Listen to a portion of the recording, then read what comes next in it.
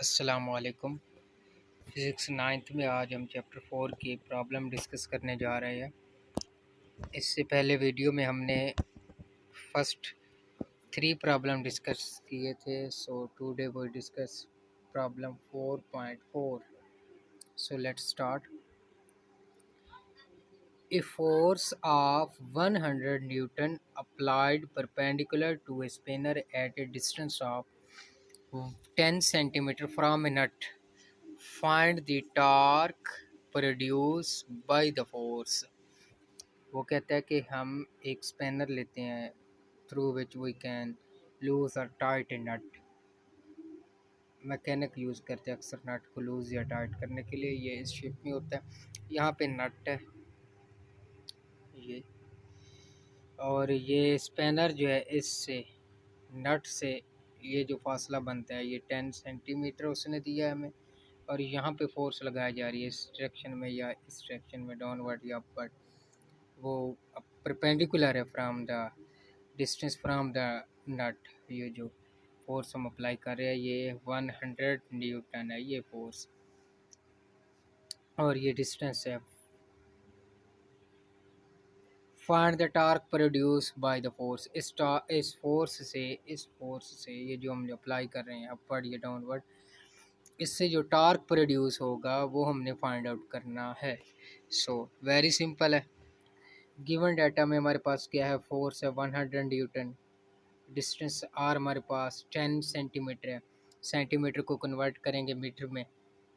Always remember dear कि हमेशा जब प्रॉब्लम सॉल्व किया जाता है तो उसमें जो क्वांटिटी हम लेते हैं उसका जो यूनिट होना चाहिए वो एसआई यूनिट होना चाहिए। इसलिए डिस्टेंस या लेंथ का एसआई यूनिट हमारे पास मीटर होते हैं, इसलिए हम सेंटीमीटर को मीटर में कन्वर्ट करेंगे। 0.01 यानी कि सेंटीमीटर को मीटर में कन्वर्ट करने के लिए 100 पे हमने डिवाइड किया, इसलिए डिस्टेंस कितना आ गया 0.01 metre. We have to find the torque as we know that the magnitude of the torque यानी कि torque is equal to R F. R हमारे पास 0.1 है, एफ हमारे पास 100 न्यूटन है, इसलिए टॉर्क कितना आ गया 10 newton metre. Newton metre is the SI unit of the torque. So ये 10 न्यूटन मीटर हमारे पास टॉर्क आ गया। ये हमारे पास फर्स्ट प्रॉब्लम था 4.4। सेकंड हमारे पास है 4.5। इसकी स्टेटमेंट पहले पढ़ते हैं। A force acting on a body making an angle of 30 degree with the horizontal. The horizontal component of the force is 20 newton. Find the force. We have to find the force. हमने force का magnitude find out करना है। तो कहता है ये let's suppose हमारे पास x axis है, ये वाई एक्सिस है। यहाँ पे हम ये फोर्स एंगल एक्स एक्सिस के साथ हॉरिजॉन्टल के साथ 30 डिग्री का ये एंगल बना रही है हमारे पास। इसके बाद जो horizontal component of the force है यहाँ तक, ये कंपोनेंट हॉरिजॉन्टल कंपोनेंट यानी कि एफ एक्स, ये उसने दिया है हमें कितना। Horizontal component of force is 20 newton. We have to find the value of this, यानी कि ये इस फोर्स की हमने वैल्यू फाइंड आउट करनी है कि फोर्स का मैग्नीट्यूड कितना होगा। वेरी सिंपल है। एंगल उसने 30 डिग्री दिया, हॉरिजॉन्टल कंपोनेंट यानी कि एफ एक्स 20 है। We have to find out the force. हमने फोर्स फाइंड आउट करनी है। जैसे कि वेक्टर रेजोल्यूशन में हमने डिस्कस किया था, एज वी नो दैट, यानी कि फोर्स अलोंग एक्स एक्सिस क्या होगी, F magnitude of force multiply by the trigonometric cos trigonometric function.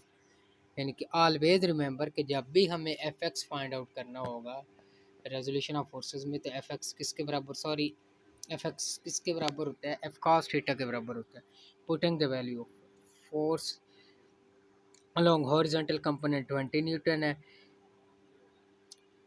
Angle उसने 30 डिग्री दिया है, कॉस 30 डिग्री हमने लिख दिया।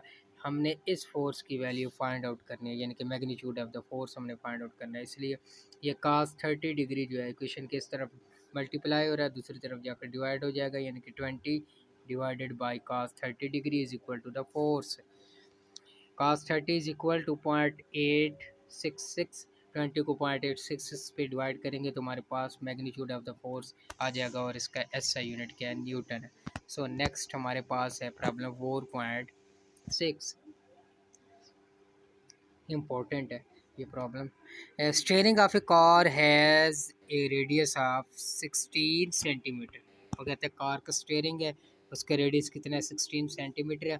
Find the torque produce by a couple of 50 Newton, couple of a force of 50 Newton. वो कहता है कि हमने टॉर्क फाइंड आउट करना है, कपल ऑफ फोर्स जो यानी कि जो कपल की फोर्स उस पर लग रही है वो कितनी है, 50 न्यूटन है।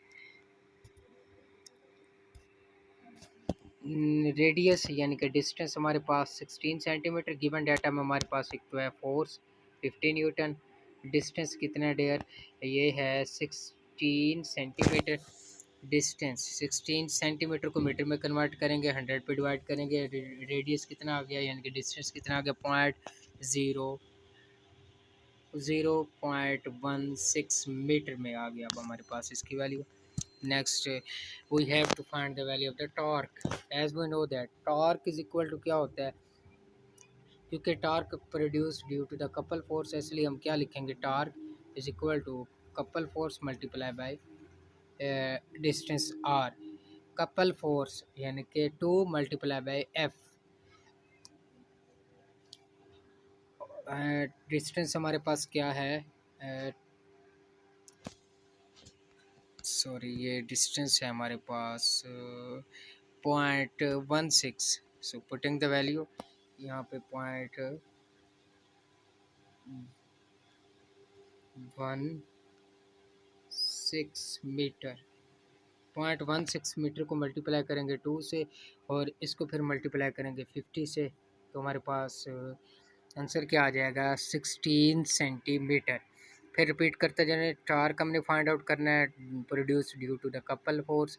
कपल फोर्स हमारे पास, इसलिए हम इसको 2 से मल्टीप्लाई कर देंगे, फोर्स हमारे पास 50 थी, कपल फोर्स यानी कि स्टैंड फॉर डबल, 2 से मल्टीप्लाई किया, 2 मल्टीप्लाई बाई 50, रेडियस हमारे पास 0.16 मीटर था, इसलिए इन सबको मल्टीप्लाई किया तो टार्क कितना आ गया, 16 centi newton metre, sorry newton metre is SI unit of the torque.